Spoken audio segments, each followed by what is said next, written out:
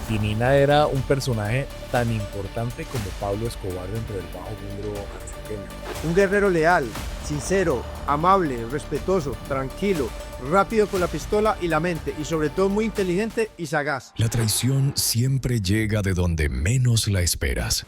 En las calles de Medellín, el respeto podía comprarse con dinero, pero la lealtad verdadera era un tesoro imposible de encontrar. Sin embargo, existió un hombre cuya devoción trascendió los límites de lo imaginable, un sicario cuya fidelidad a Pablo Escobar se convirtió en su mayor fortaleza y, paradójicamente, en la semilla de su destrucción. John Jairo Arias Tascón, conocido como Pinina, no impresionaba a primera vista.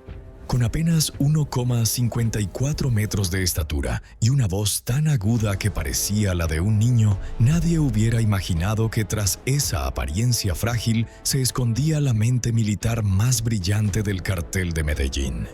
Lo que pocos saben es que la historia de Pinina comenzó con un error que debió costarle la vida: robarle a Pablo Escobar. Cualquier otro habría terminado en una tumba anónima. Pero en lugar de ordenar su eliminación, Escobar vio algo extraordinario en aquel joven de voz chillona. Una decisión que cambiaría el curso de la historia criminal de Colombia. En apenas una década, aquel muchacho del barrio Lovaina pasaría de ser un simple ladrón callejero a convertirse en el arquitecto de operaciones que paralizarían a un país entero. Su nombre se susurraba con terror en los pasillos del poder. Magistrados, políticos y policías temblaban ante la mención de El Monito, como lo llamaba cariñosamente Escobar. Pero la verdadera historia de Pinina no es solo la de sus crímenes. Es la crónica de una lealtad tan absoluta que desafía la comprensión humana y de una traición inesperada que sellaría su destino. ¿Qué impulsa a un hombre a entregar su vida, su moral y su futuro por otro? Y más importante aún, ¿quién fue capaz de traicionar al sicario más letal y fiel de Pablo Escobar? Un hombre muy importante del cartel de Medellín y mi gran amigo. Un guerrero leal, sincero, amable, respetuoso, tranquilo, rápido con la pistola y la mente y sobre todo muy inteligente y sagaz. Colombia en los años 80 era un país en ebullición. La economía legal luchaba por mantenerse a flote mientras una nueva industria florecía en las sombras: el tráfico de sustancias ilegales.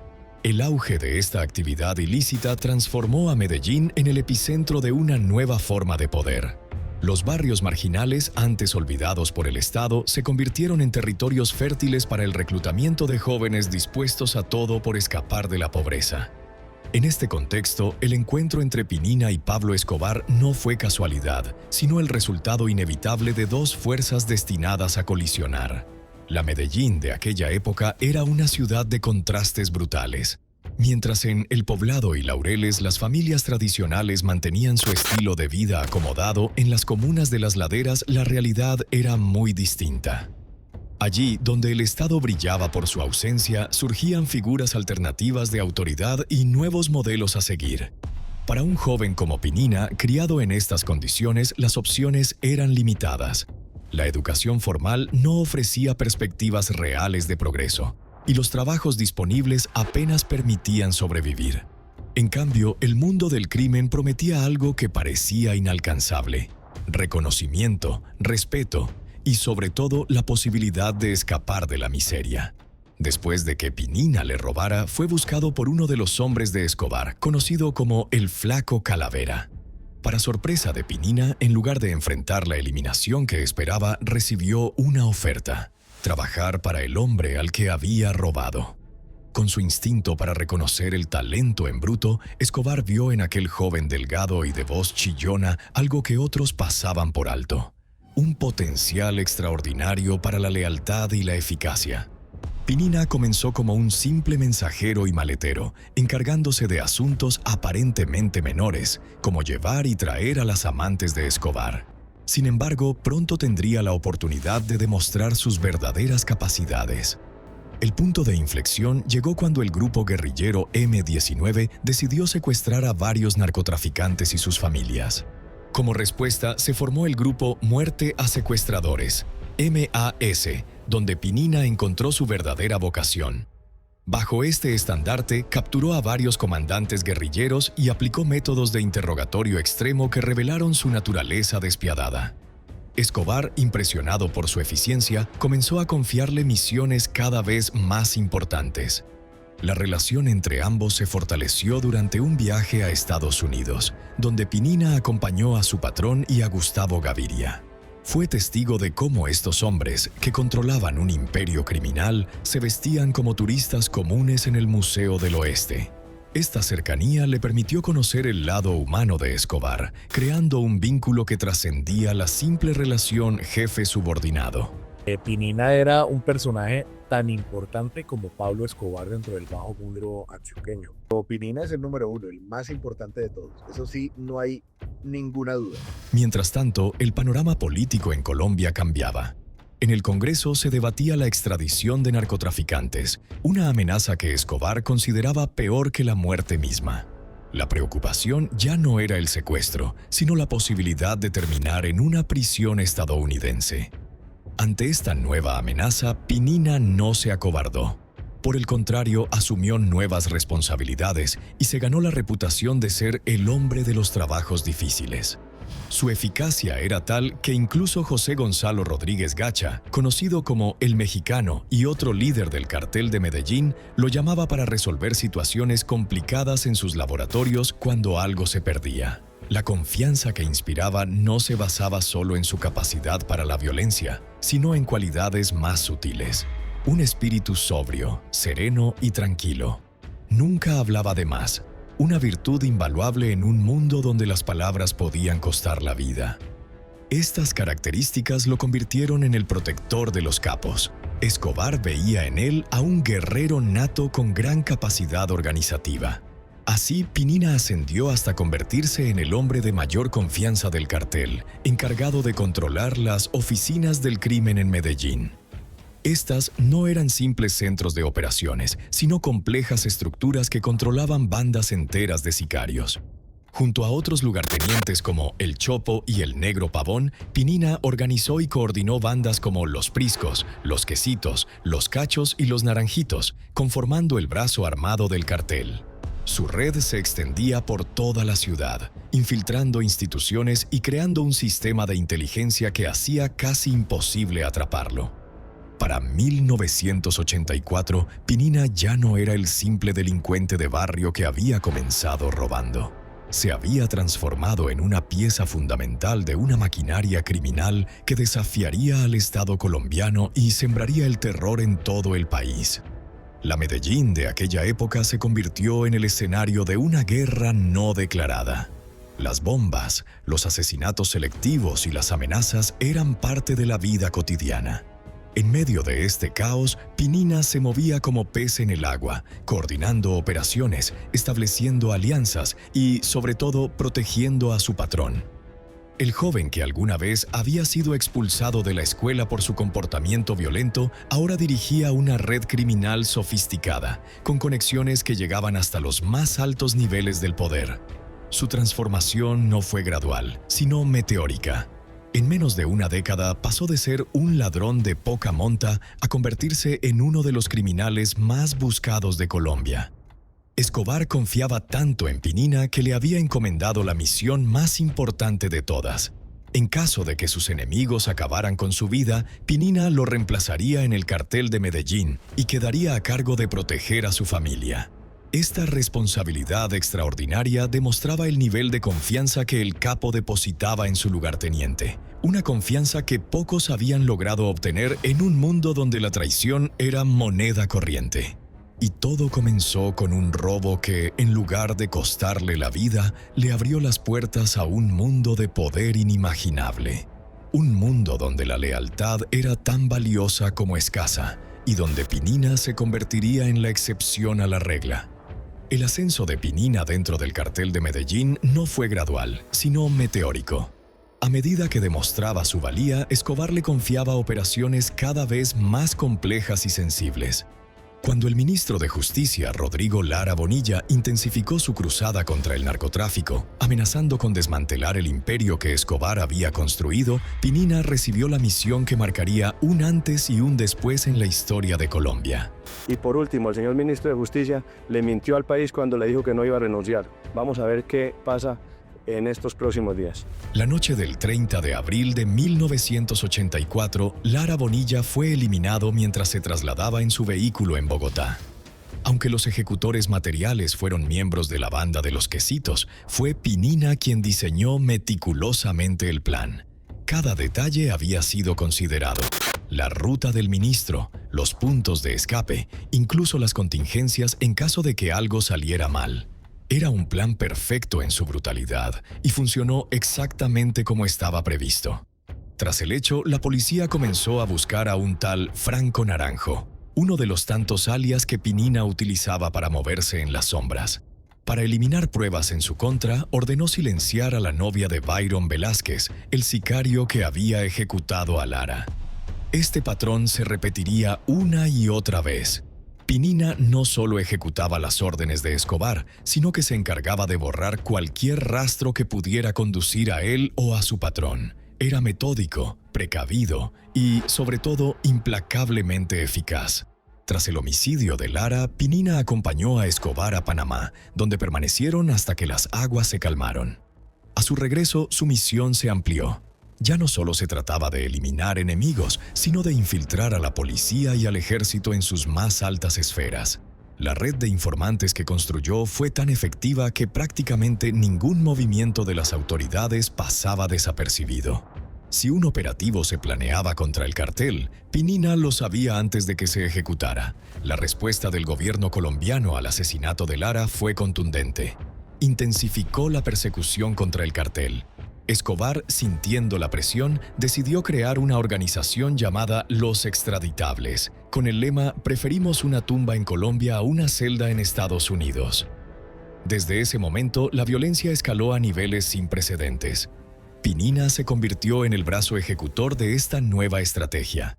Si un periodista escribía sobre el cartel, Escobar enviaba a El Monito, como llamaba cariñosamente a Pinina.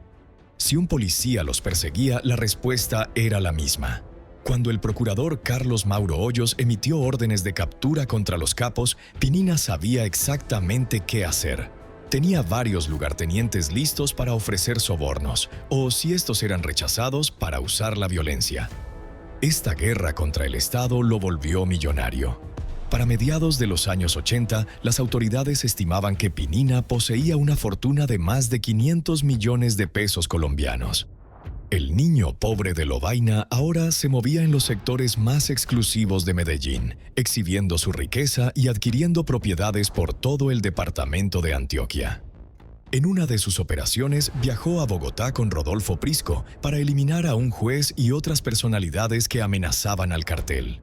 Muchos de los objetivos, temerosos de enfrentar a la máquina de muerte que Pinina representaba, aceptaban los sobornos que les ofrecían. Aquellos que se negaban recibían amenazas como las que recitaba alias el Poeta, quien les enviaba invitaciones diarias a sus propios funerales. El terror que Pinina inspiraba era tal que incluso la policía de Medellín llegó a estar profundamente infiltrada y corrompida. Aprovechaba su conocimiento de los barrios populares para reclutar jóvenes sicarios, ofreciéndoles dinero, motos y reconocimiento a cambio de su lealtad. Cuando sus redes criminales sufrían golpes, lo compensaba reclutando nuevos talentos entre los cientos de jóvenes ansiosos por seguir sus pasos.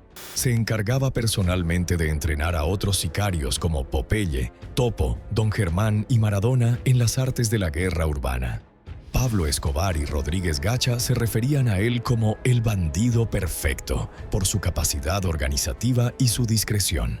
Atrás habían quedado los días en que asesinaban por una dosis de vaso. Ahora comandaban una red de lugartenientes con conexiones nacionales e internacionales. Su reputación creció tanto que llegó a ser considerado el quinto hombre más importante del cartel, por encima incluso de algunos narcotraficantes. Junto al Chopo y el Negro Pavón, pasó de ser un simple lugarteniente a ser tratado como un capo por derecho propio. Estos compañeros no solo lo respetaban como líder, sino que lo consideraban un amigo. A pesar de su vida de violencia, Pinina tenía pasiones mundanas.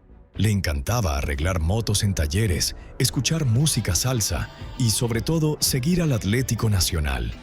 Su amor por el fútbol lo llevaba a veces a descuidarse, asistiendo a partidos rodeado de sus hombres.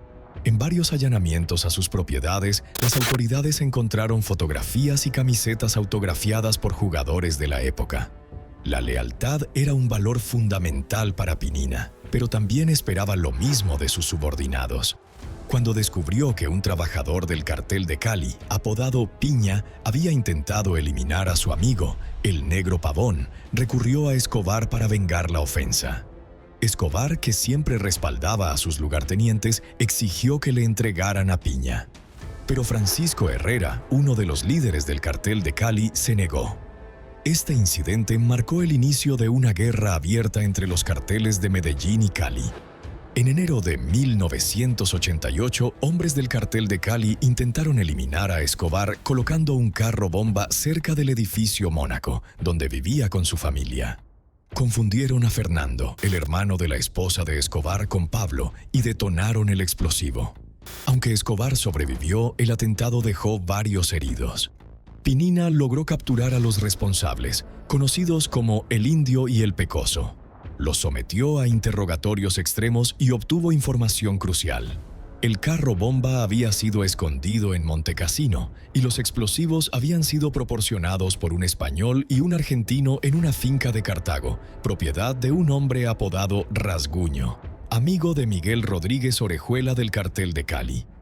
Escobar, furioso, amenazó de muerte a Rasguño, quien buscó la protección de Hernando Restrepo, alias HR, el único que logró calmar a Escobar y evitar que la venganza cayera sobre él. Sin embargo, la guerra contra el cartel de Cali apenas comenzaba. Buscando ajustar cuentas, Escobar ordenó una operación en Cali. Pinina y el Negro Pavón se movilizaron con un grupo de sicarios dispuestos a eliminar a la cúpula del cartel rival. Tenían información de que los líderes se encontraban en un lugar que frecuentaban, pero al llegar el sitio estaba rodeado de policías que habían sido alertados de su presencia. Tras varios intentos fallidos, tuvieron que regresar a Medellín. El cartel de Cali respondió estratégicamente, aliándose con sectores de la policía y el ejército que perseguían a Escobar.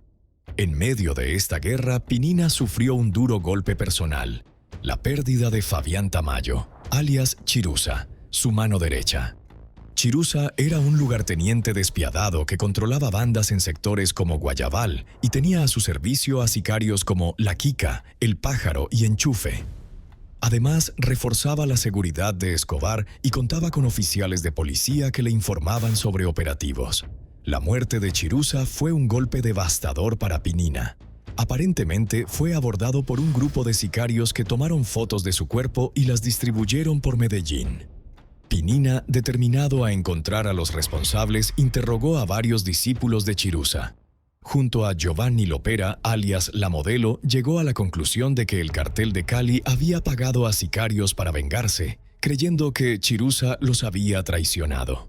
En respuesta, Pinina envió a un grupo de lugartenientes a Bogotá, entre ellos Brances Muñoz, alias Tyson, quien se había ganado su confianza al punto de ser entrenado junto a su hermano Tilton por un mercenario israelí en técnicas de combate y explosivos. También contaba con su primo Cuco Zavala, experto en artefactos explosivos, y con Giovanni Lopera, sobrino de Cuco. Con estos hombres de confianza, Pinina desarrolló una estructura armada que se impuso a otros traficantes y bandidos, emprendiendo las múltiples guerras que el cartel llevaba a cabo. Recibió órdenes de pasar de los crímenes individuales a los colectivos, utilizando carros bomba como método principal. El gobierno respondió ofreciendo recompensas por Escobar, Pinina y otros miembros de la organización. Sin embargo, Pinina había logrado evadir el cerco del cuerpo élite de la policía en numerosas ocasiones, utilizando un ingenioso sistema de antenas repetidoras que desviaban las señales telefónicas, impidiendo su localización. Sus conversaciones telefónicas eran siempre cautelosas, hablando en código y refiriéndose a eventos pasados como puntos de referencia. ¿Se acuerda cuando éramos niños? ¿Esa casa donde íbamos a tomar jugos? Bueno, ahí nos vemos. Este sistema de comunicación cifrada le permitió mantenerse un paso adelante de las autoridades durante años. Para 1990, Pinina no solo era el brazo ejecutor más temido del cartel de Medellín, sino también uno de los criminales más buscados de Colombia. Su lealtad inquebrantable a Escobar lo había llevado a la cima del poder criminal, pero también lo había convertido en el objetivo principal de las fuerzas del orden. La cacería había comenzado y el cerco se estrechaba cada vez más alrededor del hombre que había entregado su alma a Pablo Escobar. La recompensa por su captura alcanzó cifras millonarias y las fuerzas de seguridad intensificaron su búsqueda. Sin embargo, su sistema de seguridad parecía impenetrable. Tenía informantes en todos los niveles de la fuerza pública, sistemas de comunicación sofisticados y una red de apoyo que lo alertaba ante cualquier movimiento sospechoso. Nadie podía acercarse a Pinina sin que él lo supiera de antemano. O eso creía. En su afán por mantener una apariencia de normalidad, cometió un error que resultaría fatal. Contrató a una empleada doméstica para su apartamento en el poblado. Una mujer aparentemente insignificante que se convertiría en la pieza clave de su caída. Lo que Pinina no sabía es que, mientras él planeaba operaciones criminales y coordinaba su red de sicarios, aquella mujer mantenía conversaciones telefónicas con su novio desde el mismo apartamento donde el sicario se ocultaba. Sacaron los huesos, está en un osario, nadie dice dónde está. Y respetos para él. Hay que seguir avanzando. El cerco alrededor de Pinina comenzó a estrecharse en 1990. Tras años de asesinatos, atentados y una guerra abierta contra el Estado colombiano, las autoridades habían convertido su captura en una prioridad nacional. El coronel Hugo Martínez, al mando del bloque de búsqueda, estaba determinado a desmantelar la estructura militar del cartel de Medellín y sabía que eliminar a Pinina sería un golpe devastador para Escobar. Después de numerosos allanamientos fallidos, las autoridades lograron interceptar las comunicaciones de Pinina tras un operativo en una casa de alias El Mugre, otro lugarteniente del cartel. Obtuvieron información de que Pinina visitaría a unos familiares en Envigado y decidieron montar un operativo para capturarlo. Sin embargo, la red de informantes de Pinina funcionó una vez más. Cuando se dirigía al lugar, recibió una llamada de advertencia. «Oiga, ¿usted dónde está?», le preguntaron. «Por acá, llegando al supermercado», respondió Pinina. «Mire, regrese y pase por el lado del carro azul cerca del restaurante en la esquina. Esa gente es de la ley», le advirtieron. Pinina, alertado, comenzó a hacer llamadas frenéticas. En cuestión de minutos, movilizó a unos 60 hombres armados con fusiles. «Están armando una emboscada contra ustedes. Cambien de sitio», advirtió un informante al general Martínez por radio. Los policías cambiaron de posición, pero escucharon. «Están en la esquina de arriba. Vamos a darles». Ante la superioridad numérica, el general ordenó a sus hombres retirarse. Este patrón se repitió varias veces. El bloque de búsqueda localizaba a Pinina, pero cuando llegaba al lugar, él ya había desaparecido. Pinina parecía tener un sexto sentido para detectar el peligro, o más probablemente informantes en todos los niveles de la fuerza pública. Se había convertido en un duelo personal entre Pinina y el general Martínez. Pinina intentó eliminarlo en varias ocasiones. Envió a un policía infiltrado a la escuela donde estudiaban los hijos del general, pero el hombre falló. Intentó envenenar su comida, sin éxito. La paranoia del general aumentaba. Durante un operativo de rutina, a los 2 minutos, Pinina ya estaba alertando a otros criminales sobre los movimientos policiales. Indignado, el general Martínez se dirigió al mayor Aguilar. «Usted es el infiltrado. Descubra quién es», le dijo, y se fue a Bogotá a presentar su renuncia. Poco después, Aguilar lo llamó. Habían identificado al informante. El general volvió a incorporarse a la operación, pero después de tantos intentos fallidos, perdía la esperanza. Solo un milagro podría ayudarlos a capturar al hombre que consideraban un monstruo. El milagro llegó de la forma más inesperada. A través de un teléfono, las autoridades comenzaron a escuchar conversaciones desde un apartamento en el poblado. Durante un campeonato mundial de fútbol, entre las señales registradas captaron la voz de una mujer hablando con su novio. «Hombre, el señor de esta casa es muy raro. Se mantiene encerrado. Generalmente no sale, y si llega a salir es algunas noches y regresa a las madrugadas», decía la empleada doméstica de Pinina sin saber que estaba sellando el destino de su patrón. «Oiga, papito, ¿por qué no nos vemos esta tarde?», continuaba la mujer.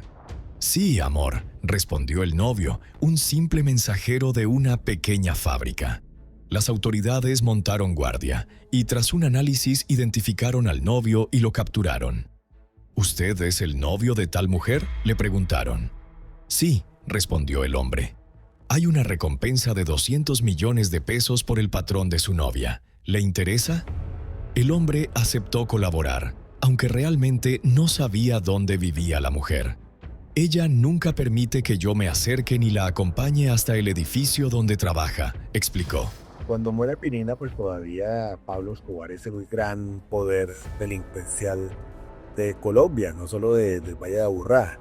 El 13 de junio de 1990, el bloque de búsqueda localizó al novio y lo convenció de ayudarlos. «Usted va a encontrarse con su novia. Tome, le regalamos dinero. Llévela a comer, llévela al cine, lo que quiera», le dijeron las autoridades. «¿A qué horas debo dejarla cerca de su casa?», preguntó el muchacho. «Esté tranquilo, nosotros lo vamos a seguir. No se preocupe si nota gente extraña detrás de usted». Efectivamente, se encontraron y fueron a comer. Él la acompañó al barrio elegante donde vivía el tipo del misterio. Tan pronto se despidieron, Hugo Aguilar, quien comandaba la operación, le hizo señas al muchacho: «Sígala». Las autoridades no podían pasar de determinado punto porque alrededor del edificio tenía que haber gente de seguridad de Pinina, controlando el movimiento de autos nuevos y personas sospechosas. El muchacho regresó diciendo: «Es un edificio blanco, número tal. Sí, parece que ella está en el tercer piso». A las autoridades no les importaba el piso. Podían allanar todas las plantas. Se hizo un nuevo reconocimiento y Aguilar decidió inspeccionar personalmente el lugar, a pesar de la molestia de su superior. Vestido con ropa deportiva y acompañado del joven con un sombrero, Aguilar llegó al barrio El Poblado. El joven señaló un edificio, pero cuando regresaban, la novia apareció por la ventana de un tercer piso y comenzó a llamarlo. «¡Mario! ¡Mario! ¡Mario!». Aguilar le dijo: «No vuelva a mirar, hágase el bobo, no mire para allá». Continuaron caminando, llegaron a la esquina y tomaron un taxi. El edificio que el muchacho había señalado no era el del objetivo. Pinina vivía en otro, forrado de mármol gris, como era la arquitectura más moderna de la ciudad en ese momento. Aguilar abortó la operación, lo que provocó la molestia de sus superiores, que ya habían alertado a la prensa sobre una captura inminente. La mañana siguiente, Aguilar hizo una nueva labor de inteligencia y, entre otras cosas, se dio cuenta de que a ese edificio entraba un Mercedes-Benz. Las autoridades consiguieron uno parecido para llegar hasta allí, pero planearon una operación diferente. Entrar resultaba difícil. Había una portería con reja eléctrica y una vez cruzada se avanzaba hacia el acceso al garaje bajo el nivel del piso. Aquella mañana se movilizaron 6 carros elegantes con una tropa uniformada cercando la unidad. Aguilar marchaba adelante ocupando un Mercedes. Cuando el celador lo vio, abrió inmediatamente. Uno del escuadrón se lanzó y lo encañonó. Los demás entraron rápidamente y rodearon el edificio. Una vez dentro de la unidad, llegaron al tercer piso, 2 apartamentos solamente, de derecha a izquierda. Las autoridades, como que sienten dónde está el bandido. Para romper puertas empleaban una estrella de dinamita, un sello pequeño para romper chapas. Ese día llevaron de varios tamaños. Vieron que una puerta era blindada, pero pusieron dinamita en las 2. A la de la derecha no le prendió la mecha lenta, se apagó y se cayó. Explotó la de la izquierda. Ahí estaba Pinina. Al escuchar la explosión que le voló la puerta y a pesar de que ya estaba rodeado el edificio, el bandido saltó por una ventana con una pistola acomodada atrás en la cintura y un fusil en la mano. Pero el fusil se le cayó en el salto. Cayó, se partió la frente y se fracturó el brazo derecho. El apartamento quedaba en un tercer piso, pero por ese lado la parte del sótano era descubierta y equivalía a una cuarta planta. Pinina cayó y se lanzó hacia donde tenía el auto listo para salir, pero cuando vio que en el sótano había gente que lo encañonaba y le gritaba ¡alto!, se subió por la escalera y empezó a avanzar.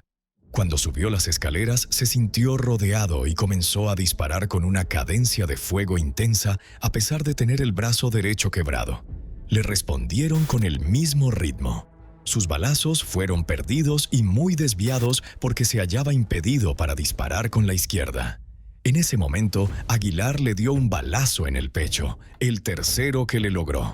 El tipo ya tenía uno en el pómulo derecho y otro en la cabeza, de manera que cayó en la escalera. John Jairo Arias Tascón, alias Pinina, murió a los 29 años en un charco de su propia sangre, con múltiples heridas de bala.